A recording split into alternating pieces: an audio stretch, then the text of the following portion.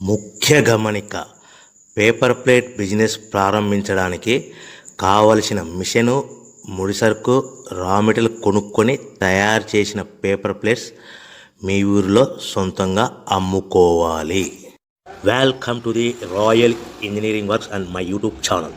ఇప్పుడు మీరు చూస్తున్న వీడియోలో semi automatic hydraulic 2-in-1 buffet plate making machine అంటారు. ఈ మిషన్లో ప్రత్యేకత ఏంటంటే ఒక full sheet joint sheet, single sheet కాకుండా డబుల్ షీట్ ఉండే జాయింట్ షీట్ ఈ మిషన్లో పెట్టి సింగిల్ గేర్ ఆపరేటింగ్ ద్వారా 2 రకాల బఫే ప్లేట్లు తయారు చేసుకోవచ్చని మీకు అందరికీ తెలియపరుస్తున్నాను.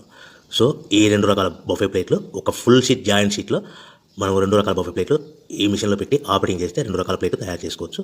సో ఈ షీట్ ఎలా ఉంటుందంటే మీకు ఈ విధంగా ఫుల్ షీట్ జాయింట్ షీట్ ఉంటుంది. ఈ విధంగా మిషన్ డైలో పెట్టి మనము సింగిల్ గేర్ ఉంటుంది, గేర్ని ముందుకు ప్రెస్ చేయడం వల్ల డై కిందికి దిగుతుంది.